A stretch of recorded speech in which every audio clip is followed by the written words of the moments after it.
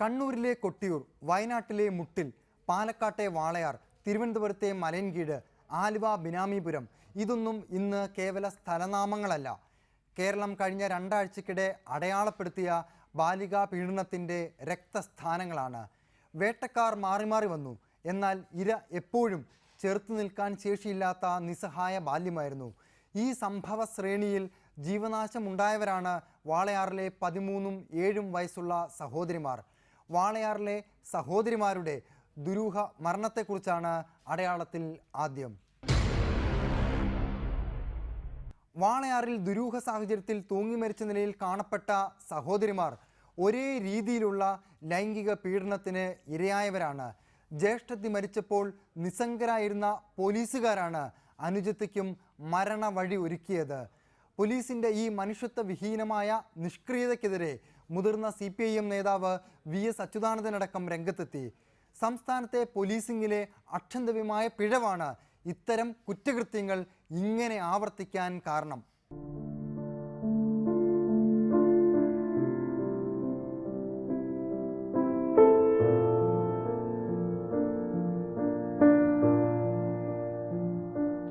വാളയാർ ശെൽവപുരത്തെ ഈ ഒറ്റമുറി വീട്ടിൽ ഈ മാസം 4-ന് 4ാം ക്ലാസ്സുകാരിയായ ശരണ്യയെ തൂങ്ങി മരിച്ച നിലയിൽ കണ്ടെത്തി. 2 മാസം മുമ്പ് ജനുവരി 13-ന് ഇതേ മുറിയിൽ ഇതേ സ്ഥാനത്ത് 7ാം ക്ലാസ്സുകാരിയായ ശരണ്യയുടെ ജ്യേഷ്ഠത്തി ഹൃതികയെയും തൂങ്ങി മരിച്ച നിലയിൽ കണ്ടെത്തിയിരുന്നു. മനസ്സുറപ്പെത്താത്ത ബാലികമാർ എങ്ങനെ, എന്തിന് ആത്മഹത്യ ചെയ്യും എന്ന സംശയത്തിൽ നിന്ന് ചുരുളഴിഞ്ഞത് ബാലപീഡനത്തിന്റെ കറുത്ത ഏടാണ്.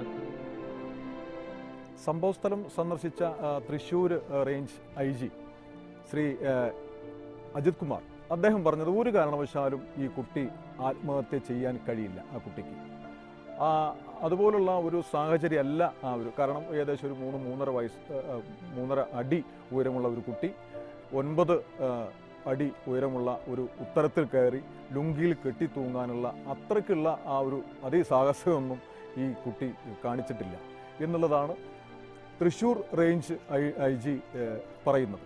അതുകൊണ്ട് തന്നെ ഇത് ആത്മഹത്യയല്ല, കൊലപാതകം തന്നെയാണ് എന്നുള്ളതാണ് എല്ലാ ആളുകളും ഒരേ സ്വരത്തിൽ പറയുന്നത്.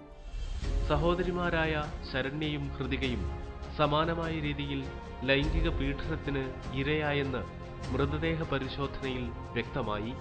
ജ്യേഷ്ഠത്തി ഹൃതികയുടെ പോസ്റ്റ്മോർട്ടം റിപ്പോർട്ടിൽ ഇക്കാര്യം വ്യക്തമായി രേഖപ്പെടുത്തിയിരുന്നു.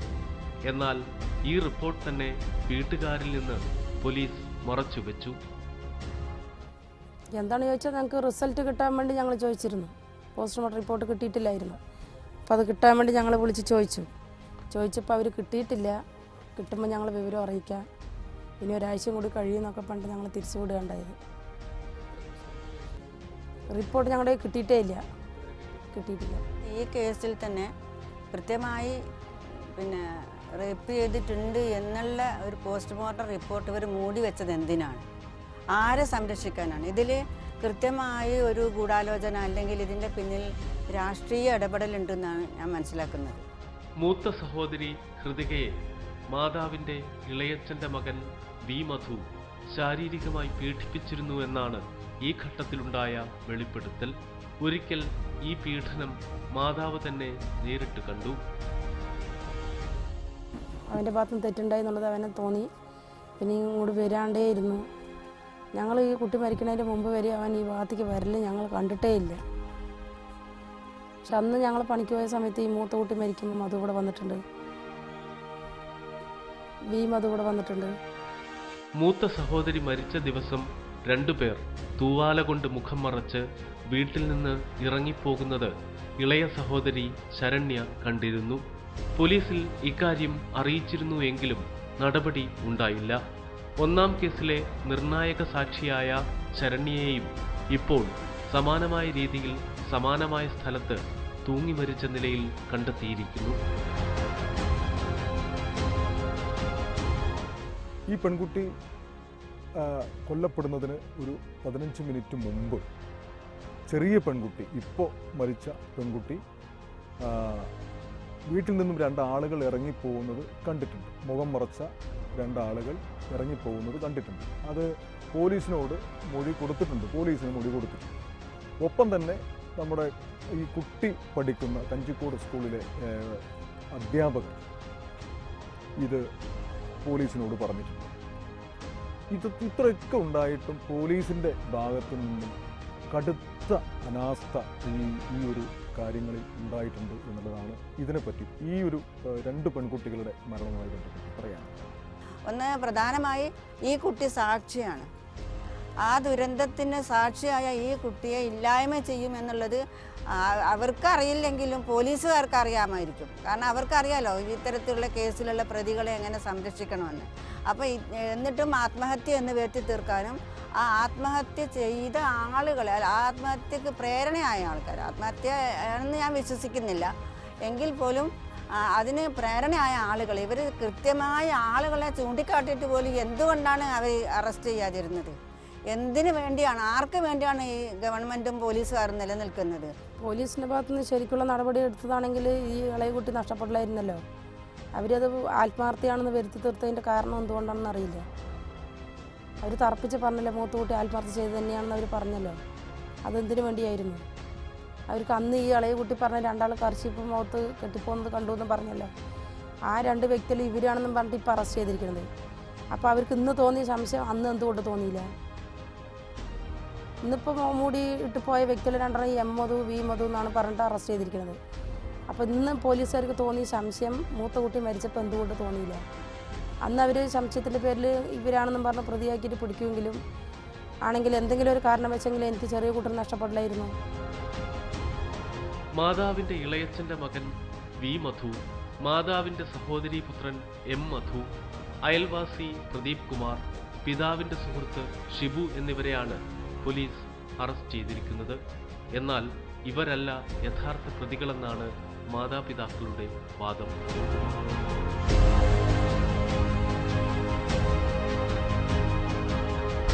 ഈ പിടിച്ച പ്രതികളെ സംശയത്തിന് മുകളിൽ പിടിച്ചത്, അതിൽ പ്രതിയായിരിക്കാനുള്ള ഒരു സാഹചര്യം കാണുന്നില്ല. 4 ആളൊരു പക്ഷേ ഇവിടെ ഇരിക്കുന്ന ഷിബു എന്ന് പറഞ്ഞ വ്യക്തി ഞങ്ങളെ കൂടെ ഈ 2 കുട്ടി മരിക്കുമ്പോൾ ഞങ്ങളെ കൂടെ ഉള്ളതാണ്. 2ാമത്തെ കുട്ടി മരിക്കുമ്പോൾ ചെറിയ കുട്ടികൾ അല്ല 2 മധുവും പണിക്ക് പോയിരിക്കുകയാണ്. പിന്നെ വലിയ കുട്ടി മരിക്കുമ്പോഴാണ് മറ്റേ വലിയ മധു ഇവിടെ വന്നത് ഒരു 3-3:30 ആകുമ്പോൾ. അവന് ഒരു സൂചന മാത്രം, ഒരു സംശയം പറഞ്ഞെന്നുള്ളൂ. അന്ന് 3:30 വന്നതിനോട് കുട്ടീനെ കൊണ്ട് ആദ്യം പ്രവർത്തിച്ച കണ്ടതിനെ കൊണ്ടാണ് അവനെ ഒരു സംശയം നമ്മൾ പറഞ്ഞത്. മൂത്ത സഹോദരി മരിച്ചപ്പോൾ ആരോപണ വിധേയനായ വി മധുവിനെ പോലീസ് കസ്റ്റഡിയിലെടുത്തെങ്കിലും ഉടൻ തന്നെ വിട്ടയച്ചു. ഹൃതിക ലൈംഗിക പീഡനത്തിന് ഇരയായെന്ന മെഡിക്കൽ റിപ്പോർട്ടും പോലീസ് അവഗണിച്ചു.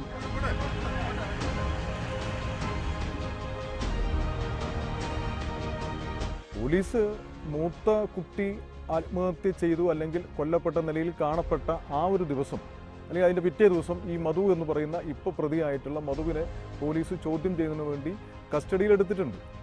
അത് കസ്റ്റഡിയിൽ നിന്നും തിരിച്ചു കൊണ്ടുവന്നത് ഈ പ്രദേശത്തെ പ്രാദേശിക രാഷ്ട്രീയ പ്രവർത്തകരാണ് എന്നുള്ളത് സത്യമാണ്. യഥാർത്ഥത്തിൽ ഇരകൾക്കൊപ്പം ഈ രാഷ്ട്രീയ പ്രസ്ഥാനങ്ങളും അതുപോലെ തന്നെ സാമുദായിക പ്രസ്ഥാനങ്ങളും നിൽക്കണം എന്ന് തന്നെയാണ് നമുക്ക് പറയാനുള്ളത്. ഇപ്പോൾ ഞാൻ ഒരു ഇരയാണെങ്കിൽ എനിക്കൊപ്പം നിൽക്കുന്നതിന് പകരം വേട്ടക്കാർക്കൊപ്പം ജാതിയും മതവും സമുദായവും രാഷ്ട്രീയവും എല്ലാം നോക്കി നിൽക്കുന്ന ഒരു സ്ഥിതിയാണുള്ളത്. ആ ഒരു അവസ്ഥയിൽ നിന്നും മാറ്റം വരണം. എങ്കിലേ ഈ നാട്ടിൽ ഇതുപോലുള്ള പീഡനങ്ങളും കൊലപാതകങ്ങളും നിർത്താൻ കഴിയൂ എന്നുള്ളതാണ് എനിക്ക് പറയാം. ഹൃതികയുടെ മരണം ആത്മഹത്യയാണെന്ന നിഗമനത്തിൽ കേസന്വേഷണം അവസാനിപ്പിക്കുകയാണ് അന്ന് പോലീസ് ചെയ്തത്. ലൈംഗിക പീഡനത്തെക്കുറിച്ചുള്ള മാതാവിന്റെ മൊഴിയടക്കം അവഗണിച്ചതിന് SI PC ചാക്കോയെ സർക്കാർ സസ്പെൻഡ് ചെയ്തിട്ടുണ്ട്. എന്തുകൊണ്ട് ഞങ്ങളുടെ അടുത്ത് പറഞ്ഞുകൂടാ? മൂത്ത കുട്ടി മരിച്ചത് അവർ ആത്മാർത്ഥ്യമെന്ന് വരുത്തി തീർത്തത് ആരെയും രക്ഷിക്കാൻ വേണ്ടിയായിരുന്നു. നഷ്ടം ഞങ്ങൾക്കല്ല ഉണ്ടായത്. മൂത്ത കുട്ടി മരിച്ചത് പീഡനത്തിലാണ്. പക്ഷെ അവർ ഞങ്ങളോട് പറയാണ്ട് മറച്ചത് എന്തിനു വേണ്ടിയായിരുന്നു? ആര് പറഞ്ഞിട്ടായിരുന്നു ഇവർ ഇങ്ങനെ മറയ്ക്കാൻ കാരണം? ഇവരൊന്ന് സസ്പെൻഡ് ചെയ്യുകയല്ലേ ചെയ്യേണ്ടത്? ഇവർക്കെല്ലാം ശിക്ഷയാണ് കൊടുക്കേണ്ടത്. ഒരു പെൺകുട്ടി കൊലപാതകം നടന്നിട്ട് അല്ലെങ്കിൽ ഇത്തരം ഭീകരമായ രീതിയിൽ ഒറ്റപ്പെട്ട് ജീവിക്കുന്ന ഒരു പെൺകുട്ടി ആത്മഹത്യ ചെയ്യാനും കൊലപാതകം നടത്തിയാലും റേപ്പ് ചെയ്ത് എന്ന് കൃത്യമായി അറിയുന്ന കൃത്യമായ പോസ്റ്റ്മോർട്ടം റിപ്പോർട്ട് മാറ്റി വെച്ചിട്ട് അതിനെതിരെ ഒന്നും ശബ്ദിക്കാതെ ഈ ഒരു മറ്റൊരു കുട്ടിക്ക് കൂടി മരണം ഉണ്ടാക്കുന്ന ഒരു അവസ്ഥയിൽ എത്തിക്കാൻ പിന്നെ എന്തിനാണ് ഈ പോലീസുകാർക്ക് സസ്പെൻഷൻ അല്ല കൊടുക്കേണ്ടത്? ശരിക്കും അവർക്ക് നേരെ ശിക്ഷയാണ് കൊടുക്കേണ്ടത്. പിണറായി വിജയൻ സർക്കാരിന്റെ പോലീസ് ഹൃതിക മരിച്ചപ്പോൾ തന്നെ നടപടിയെടുത്തിരുന്നുവെങ്കിൽ ശരണ്യയുടെ ജീവൻ കൂടി മരണത്തുമ്പിൽ തൂങ്ങില്ലായിരുന്നു. അങ്ങനെ ശരണ്യയുടെ ജീവന് ഈ സർക്കാർ കൂടി മറുപടി പറയേണ്ട സ്ഥിതിയുണ്ടായിരിക്കുന്നു. എന്തിനു വേണ്ടിയാണ്, ആർക്ക് വേണ്ടിയാണ് ഈ ഗവൺമെൻറ്റും പോലീസുകാരും നിലനിൽക്കുന്നത്? പാവപ്പെട്ട പെൺകുട്ടികൾക്ക് ഒരു ദിവസം ജീവിക്കാൻ പറ്റുന്ന ഒരു 4 കിലോമീറ്റർ നടന്നു പോകാൻ പോലും സാധ്യതയില്ലാത്ത ഒരു സാഹചര്യം കേരളത്തിൽ ഇത്രയും അരക്ഷിതാവസ്ഥയുള്ള ഒരു കാലാവസ്ഥ ഈ അടുത്ത കാലത്തൊന്നും ഉണ്ടായിട്ടില്ല. എന്തുകൊണ്ടാണ്, എന്തിനു വേണ്ടിയാണ് ഈ ഗവൺമെൻറ്റും പോലീസുകാരും നിൽക്കുന്നത്? അന്വേഷണം നല്ല രീതിയിലാണ് നടക്കേണ്ടത്. ഈ ചെയ്തവരിനെ കണ്ടെത്തുക തന്നെ വേണം. പക്ഷെ ഇവിടെ സംഭവിച്ചിനി ഒരു വീട്ടിൽ സംഭവിക്കാൻ പാടില്ല. ഈ നഷ്ടം കൊണ്ട് അവസാനിക്കണം. നാട്ടിടങ്ങളിലും വീട്ടകങ്ങളിലും വെച്ച് ബാലികമാർ പീഡനത്തിന് ഇരയാകാമെന്ന ഭീതിതാവസ്ഥയാണ് ഇന്ന് കേരളത്തെ ഗ്രസിച്ചിരിക്കുന്നത്. പോലീസ് അടക്കമുള്ള ഭരണകൂട സംവിധാനങ്ങളും സങ്കുചിത മനസ്കരായ പ്രാദേശിക രാഷ്ട്രീയ നേതാക്കളും വേട്ടക്കാർക്കൊപ്പം ചേരുമ്പോൾ ഇരകൾ പെരുകിക്കൊണ്ടേയിരിക്കുന്നു. ഇവിടുത്തെ പെണ്ണുങ്ങളാണ് ഇനി രംഗത്തിറങ്ങേണ്ടത്. ഇവിടുത്തെ പെൺകുട്ടികളൊന്നും ഇനി ഇരിക്കൂല. കാരണം അത്രയും ഭീകരമായ ഒരു അന്തരീക്ഷമാണ് ഇപ്പം നിലനിൽക്കുന്നത്. ഈ പോലീസുകാരൊക്കെ എന്തിനാണ്, എന്ത് ഭരണമാണ് ഇവിടെ നടക്കുന്നത്? ഇതൊക്കെ കണ്ടും കേട്ടും ആളുകളുടെ മനസ്സ് മരവിച്ച് നിൽക്കുക. ദിവസം പത്രം എടുത്താൽ വായിക്കാൻ തോന്നില്ല, ടി വി തുറന്നാൽ കാണാൻ തോന്നില്ല. ഇതെന്താണിത്? ഇത് ഏത് ലോകത്താണ് നമ്മൾ ജീവിക്കുന്നത്? 6ാം നൂറ്റാണ്ടിലേക്ക് പോവാണോ? ഇങ്ങനെ ഒരു ഭരണം നമുക്കിവിടെ ആവശ്യമുണ്ടോന്നാണ് എനിക്ക് തോന്നുന്നത്. ബാലികമാരെ അടക്കം പീഡനത്തിന് ഇരയാക്കുന്നത് അടുത്ത ബന്ധുക്കളും കുടുംബ സുഹൃത്തുക്കളുമാണെന്നത് ഭയാനകമായ യാഥാർത്ഥ്യമാണ്. സ്ത്രീ പീഡനങ്ങൾക്ക് പെൺകുട്ടികളുടെ കുപ്പായ വലുപ്പത്തെ കുറ്റം പറയുന്നവർ കാണേണ്ടത് പീഡനപ്പുരകളായി മാറുന്ന വീട്ടകങ്ങളെയാണ്. ഹിംസാത്മക ലൈംഗികത നിറഞ്ഞ പുരുഷ മനസ്സിൻ്റെ ഇരുളറകളെയാണ്. നിരന്തരം പരാജയപ്പെടുന്ന സർക്കാർ സംവിധാനങ്ങളെയാണ്. അതുകൊണ്ട് വാളയാർ സംഭവത്തിൻ്റെ പ്രതിപ്പട്ടിക കുറ്റകൃത്യം നിർവഹിച്ചവരിൽ മാത്രം ഒതുങ്ങുന്നില്ല. ആ കുറ്റകൃത്യം ഒരു ഗ്രഹണം പോലെ നാടിനെയാകെ ഇരുട്ടിലാഴ്ത്തുന്നു.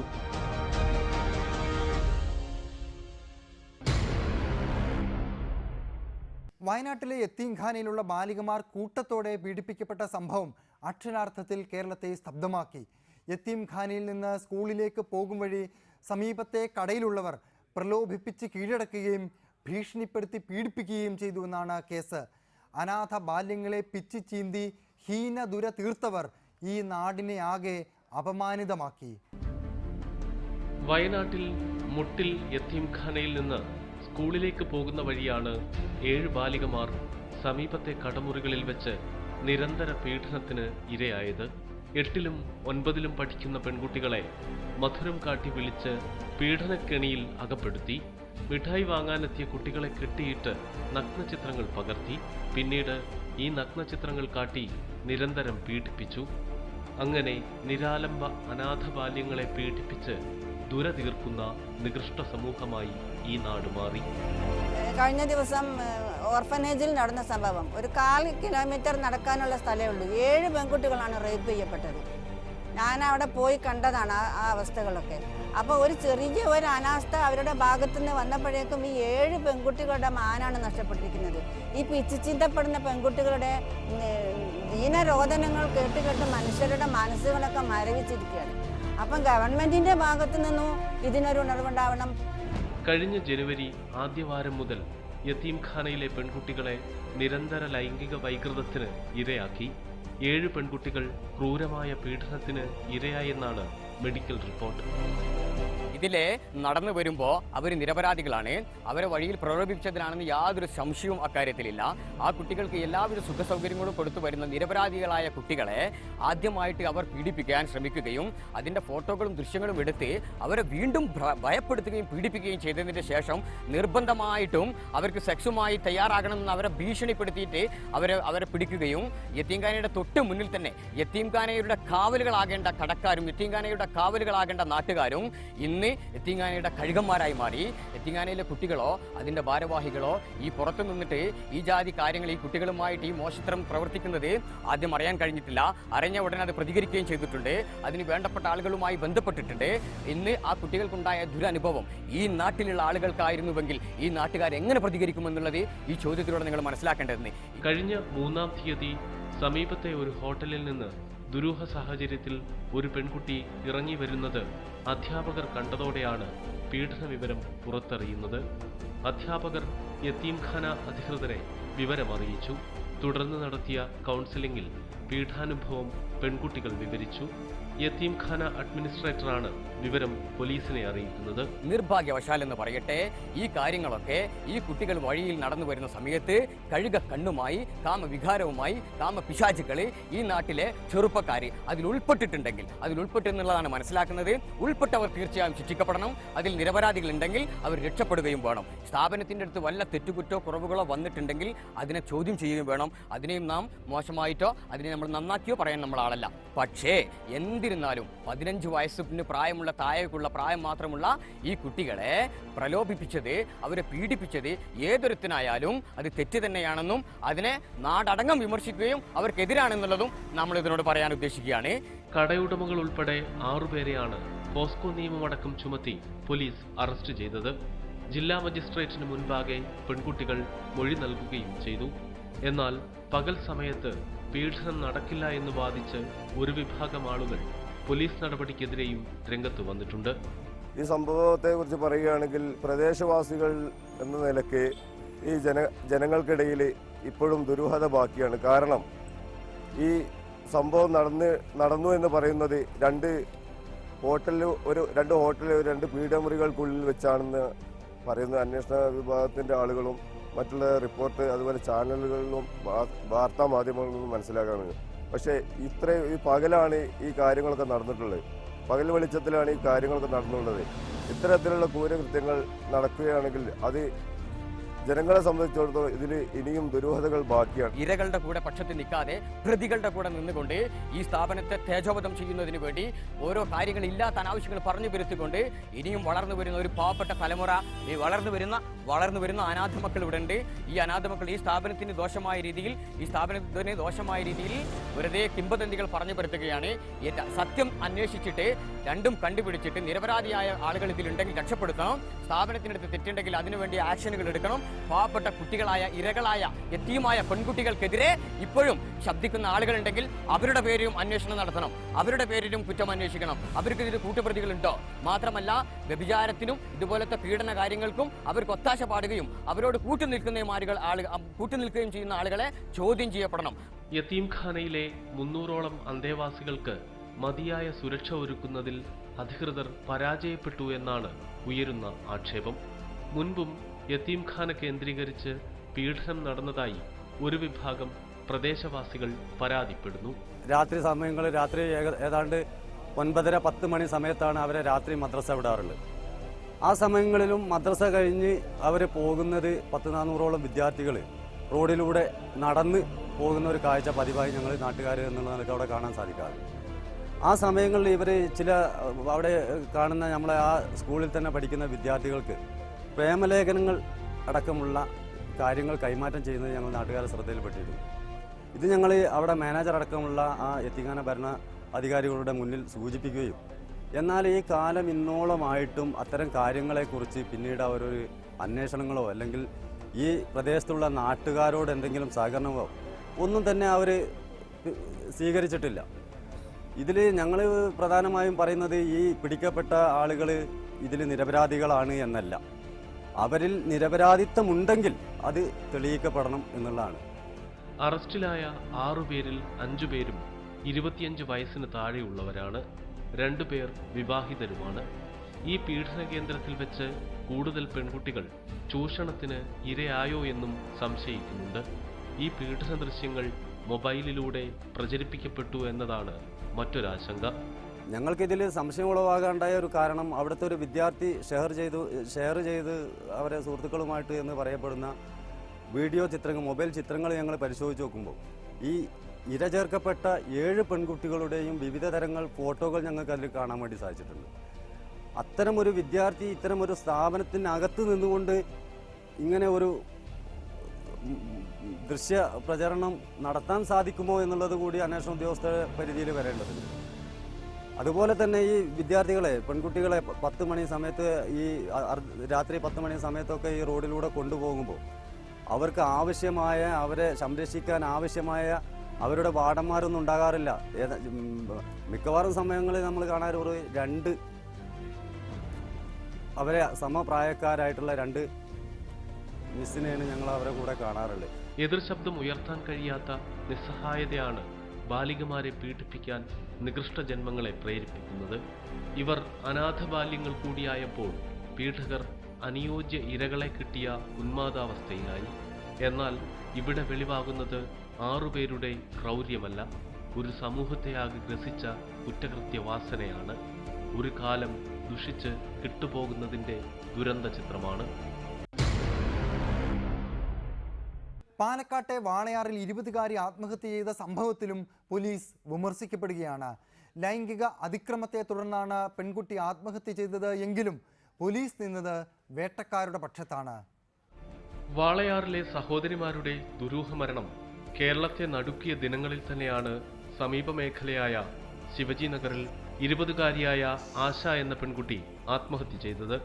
പെൺകുട്ടിയുടെ വീട്ടിൽ രാത്രി 11 മണിയോടെ അതിക്രമിച്ചു കയറിയ അയൽവാസിയായ രതീഷ് എന്ന യുവാവിനെതിരെ ബലാത്സംഗത്തിനും ആത്മഹത്യാ പ്രേരണയ്ക്കും കേസെടുത്തിട്ടുണ്ട്. പെൺകുട്ടി പലതവണ ലൈംഗിക പീഡനത്തിന് ഇരയായി എന്നാണ് പോസ്റ്റ്മോർട്ടം റിപ്പോർട്ടിലും ഉള്ളത്. വിഷം കഴിച്ച് അവശനിലയിലായ പെൺകുട്ടിയോട് ആശുപത്രി അധികൃതരും പോലീസ് ഉദ്യോഗസ്ഥരും നീതികേട് കാട്ടിയെന്നാണ് ബന്ധുക്കളുടെ ആരോപണം. 4 മണിക്കൂർ കഴിഞ്ഞ് ഉടൻ പറഞ്ഞു കുട്ടി വിഷമൊന്നും കഴിച്ചിട്ടില്ല, കുട്ടിക്ക് വയറ്റിലൊന്നും പോയിട്ടില്ല എന്നാണ് റിപ്പോർട്ടിൽ വന്നത്. അവർ പറഞ്ഞത് ഡോക്ടർ പറഞ്ഞ് 3-ാം പക്കം തന്നെ ഈ കുട്ടിനെ വീട്ടിലേക്ക് അയച്ചു വിട്ട് ശനിയാഴ്ച വൈകുന്നേരത്തോടെ കുട്ടി വീടെത്തി. ഞായറാഴ്ച കുഴപ്പമില്ലായിരുന്നു. തിങ്കളാഴ്ച രാവിലെ കുട്ടി ഒരേ വയറിളക്കവും ഛർദിയുമായി ഞങ്ങൾ അവിടെ ഹോസ്പിറ്റലിൽ എത്തുന്നതിന് മുന്നേ ഡോക്ടർ മാറി, കുട്ടി മരിച്ചു. ഡോക്ടർ ലീവ്, ഈ കുട്ടിനെ നോക്കിയ ഡോക്ടർ ലീവ്. ഇതിൻ്റെ മുന്നേ തന്നെ ഈ കുട്ടിൻ്റെ ചെറിയമ്മ മരുന്ന് വാങ്ങാൻ പോയിട്ടുണ്ടായിരുന്നു. അപ്പോൾ ആ നേഴ്സ്, അവിടുത്തെ ഒരു നേഴ്സ് കണ്ടിട്ട് പറഞ്ഞു, നിങ്ങൾ എന്തിനാണ് നിങ്ങളുടെ അടുത്ത് വീട്ടിൽ പോകാൻ പറഞ്ഞത് മനസ്സിലായില്ലേ, നിങ്ങളെന്താ ഇവിടെ കിടന്ന് ചുറ്റണത്, നിങ്ങൾ വീട്ടിലേക്ക് പോകും. പ്രാദേശിക കോൺഗ്രസിന്റെ ഭീഷണിക്ക് പോലീസ് വഴങ്ങി അന്വേഷണം അട്ടിമറിച്ചു എന്നാണ് ആരോപണം. ഈ നേതാവ് വീട്ടുകാരെയും പെൺകുട്ടിയെയും സമ്മർദ്ദത്തിലാക്കിയിരുന്നു.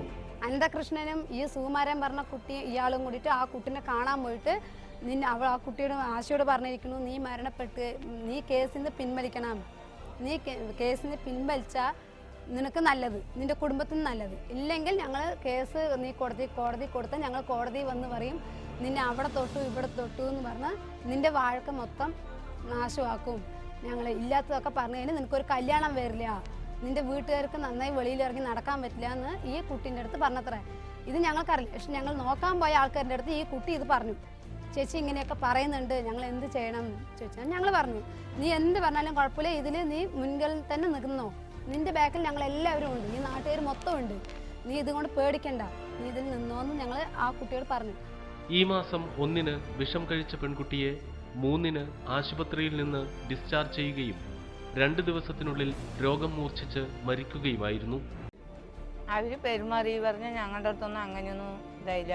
വന്ന് വയറ് കഴുകിയിട്ട് പോയി, വന്ന് കിടത്തി, ഗ്ലൂക്കോസ് മാത്രം കുത്തി, പിന്നെ മരുന്ന് മാത്രം നിങ്ങൾ ചുകര പരിശോധിക്കണം പറഞ്ഞിട്ട് പിറ്റേ ദിവസം പറയുകയും ചെയ്തു. ഞങ്ങൾ പോയി എടുത്തിട്ട് വന്ന് കൊടുക്കുകയും ചെയ്തു. ഡോക്ടർ നന്നായിട്ട് ചികിത്സ ചെയ്തിട്ടേ ഇല്ല. ആരോപണ വിധേയനായ വാളയാർ SI തന്നെയാണ് കേസ് അട്ടിമറിച്ചതെന്ന് ആശയുടെ ബന്ധുക്കൾ ആരോപിക്കുന്നു. വേട്ടക്കാർക്കൊപ്പം നിന്ന് ഇരയെ മാനസികമായി പീഡിപ്പിക്കാൻ ശ്രമിച്ചു എന്ന ആരോപണമാണ് പോലീസ് നേരിടുന്നത്. സംസ്ഥാനത്തെ പോലീസിംഗ് സംബന്ധിച്ച ഗുരുതരമായ ആരോപണങ്ങളാണ് കഞ്ചിക്കോട് നിന്ന് വീണ്ടും ഉയരുന്നത്. നൈതികതയാണ് രാഷ്ട്രീയത്തെ തന്നെ മുന്നോട്ട് നയിക്കുന്നത്. നീതിയുടെ വ്യവഹാരത്തിലെ സന്തുലിതാവസ്ഥയ്ക്കായി നടക്കുന്ന പോരാട്ടമാണ് ആത്യന്തികമായി രാഷ്ട്രീയം. ഈ രാഷ്ട്രീയ പ്രക്രിയയിൽ പങ്കാളിയായി അടയാളം ഇനിയും തുടരും.